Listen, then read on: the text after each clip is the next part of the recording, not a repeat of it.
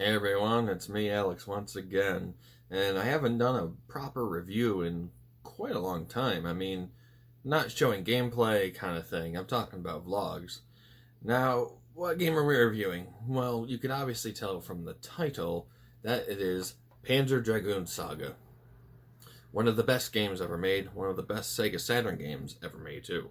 And it's unfortunately been lost to time for the most part due to its low production rate of about 30,000 copies in North America, and 1,000 or so in Europe, and it sold okay in Japan, but it didn't sell very well outside of there because the Saturn was dying, or it was basically dead in '98. So that's quite unfortunate that this game had to come out then instead of a year before, or if the Sega Saturn lasted longer, it could have, actually sold well, but, well, that's unfortunate. Hopefully a remake will be happening. But so what is Panzer Dragoon Saga? Panzer Dragoon Saga is basically an on-rail shooter franchise for the most part. And we had the first two entries on the Sega Saturn. And, again, they're rail shooters, kind of like Star Fox. And the third one was an RPG. And honestly, that's pretty fucking cool in terms of a concept. You have a dragon that you use as your main mount or character. There's no other party members in this game, which is kind of weird, but in the context of the game, it makes more sense because the way it works is that it does utilize the camera system that you would use in the rail shooters to look left and right and behind you. In this, you would have a bit of a similarity, I guess you could say. Like, say you have to attack an enemy. They have a little radar in the bottom that shows you different colors. You have green, red, and just blank. And if you want to have the most damage, taken, you stay in the red spot. And if you want to have the most damage affected towards them, you want to go in the green spot. Now, actually, that's wrong. Because in the game, most of the time, you want to be in the red spot. Well, actually, you do take less damage in the green spot and then more damage in the red and then medium in the clear. But you want to get in the red spot in order to attack their weakness before they attack you. Now, the way that works is they have a bar system on the bottom. It's like a dragon I don't know what they call it. Dragon meter, we're going to call it. I forget what they call it. Basically, you just have to wait till 3 goes up to do one type of attack, and then when you have 2, you can use a slightly stronger attack, like your magic-styled spells and all that cool stuff. And then there's the maximum of 3, which allows you to do some really good stuff, healing and just more stronger magic attacks. It's pretty fucking cool, and you can surprisingly get some pretty good damage out of your gun that your character uses. And that's kind of strange, but it kind of works out in not really works out, but it kind of just makes sense once you play it. So what do you really do in this game? Well, basically, you start out as a mercenary named Edge, and he's at an excavation site, and they uncover someone named Azel, or Azel. I can't really remember which way it is. It could be either one. It doesn't matter to me. So you have to save her. Well, actually, you don't save her. She gets taken away, and then you have to fight off this monster that's inside the cavern that they found her in. And what's strange is, that's no big deal. You get out of there, and all is good. And a guy named Crayman shows up, and he decides to just kill pretty much everybody in the excavation site, except Edge, because for some reason he gets shot in the chest and falls down like a huge chasm, and he should have been dead. Now, when you start the game, you start down in this random cave pit area that you somehow survived. Now, after that, you can put in your name. Now, in my recommendation is to put your actual name in the game, because it does make a difference at the very end of the game. It not really makes a difference. More so, it plays into the theme that it was trying to get across. So I'll explain that in a little while. So Edge is supposed to be dead. A light comes down, revives him, and then he finds the dragon. And you take that dragon and you just get out of there, and you just go around the first area just trying to get out of there. and you eventually find yourself in a caravan with a few people, which is nice. This is like one of the first, or probably the first, like 3D RPG that was set up like this for modern times. So that's really cool. Like you can actually go around a 3D hub world, other than say Final Fantasy, unlike Final Fantasy 7 and 8 and 9, where it's all pre-rendered overhead, top-down graphics, which is really nice. I do appreciate that. But this game was on 4 discs, so it used pretty much all the power that the Sega Saturn could muster for this game, and that's impressive on its own. So anyway, you go back to a caravan, and then eventually you have to go to... Actually, I can't remember where you have to go to next, but they kind of lead you towards an area that's somewhere north of the caravan, where you have to take care of these. Again, this is not in order. I can't remember every single detail of the story because I have to play through it again. You go to another place, and you just basically have to find all these little switches, shoot them, have them go back in place. It shuts down the security system, and you also have some boss fights too. At the end of each disc is usually when there's a boss fight against Azel. And yeah, it definitely feels like a pretty hard boss in some ways. The game is not very hard overall. It's just that if you don't know what you're doing the first time, you will die. I sure did, like twice throughout the entire game.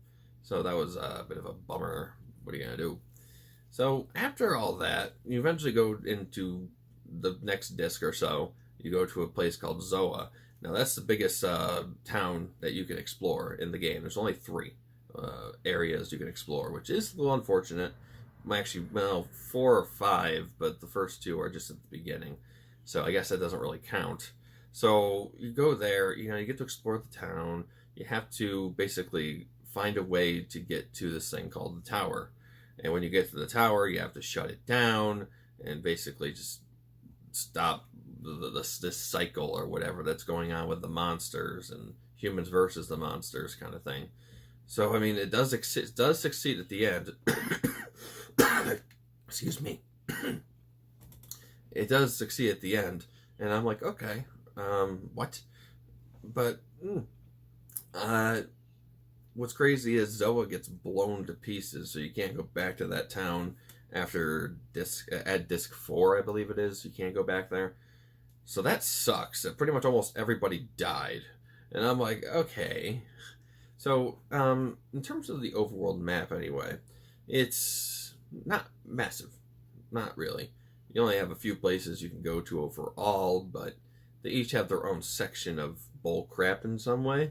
Like, there's one where you go to, like, an open ocean area where you have to find, like, just a few, like, these, keys or whatever, and they're just really a pain in the ass to find because of the draw distance and the just lack of landmarks. So that usually takes a little while. I am not ashamed to admit I looked up a YouTube guide on where to just find this stuff, because it's like, how are you able to find that on your own very easily without wasting a half hour to an hour trying to find it? So yeah, there's that section I did not like. There are some sections that just kind of go, that they drag on. But, the good outweighs the bad in this case. So that's always a good thing.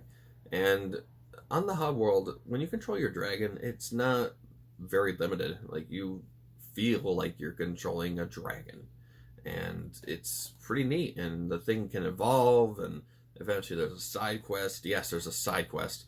There's only like 2 in the whole game. Maybe 3 if I'm generous.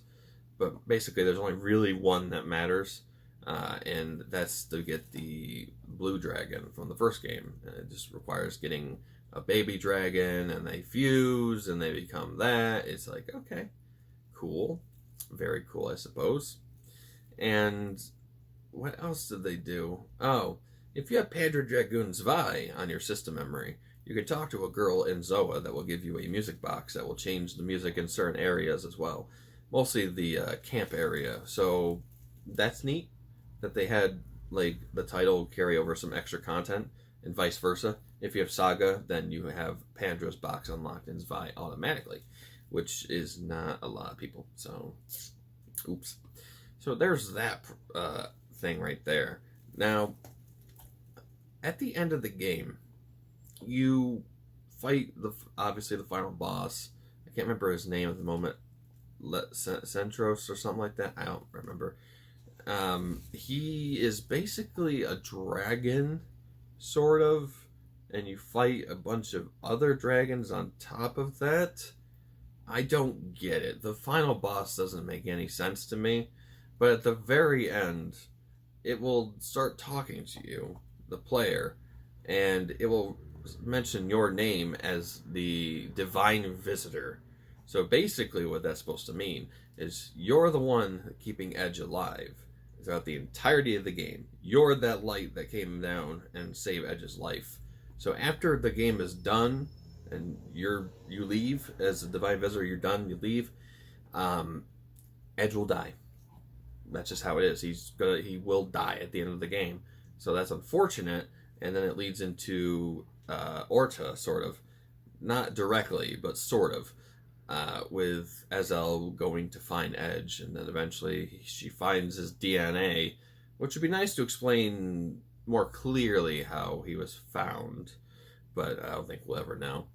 And that kicks off the, and then they have like she has an android daughter with his DNA and hers mixed together. It's kind of weird. But yeah, this is not about Orta, this is about Saga. But so, would I recommend getting the game for the Saturn? No. Yes and no. Because the price is so goddamn ridiculous. You're like, fuck that, you know? I'd rather just play it on an emulator.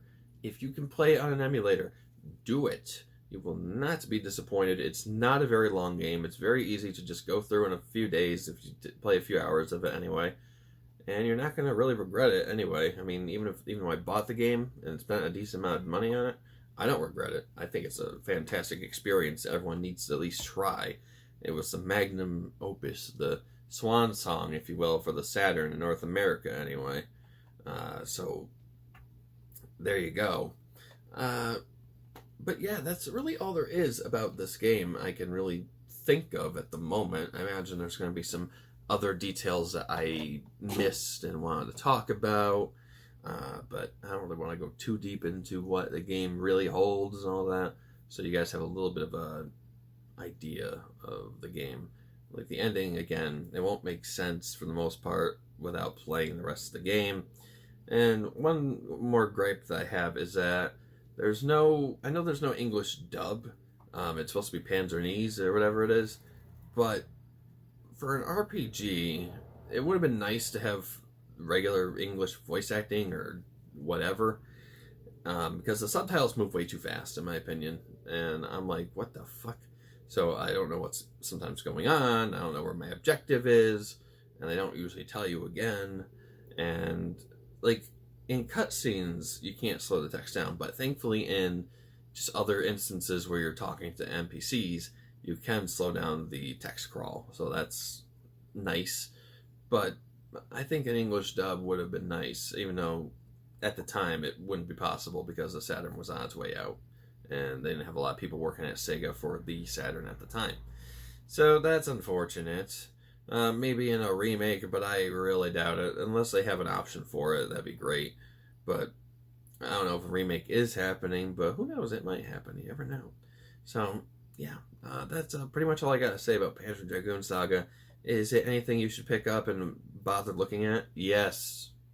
Yes. It is worth looking into the history of this game and what happened and the just playing it in general. I know I'm like praising it to hell and back, and some people just say, oh, it's boring, it's ugly, it's this and that. I'm just saying this is like super impressive for the Saturn itself, but that's just me.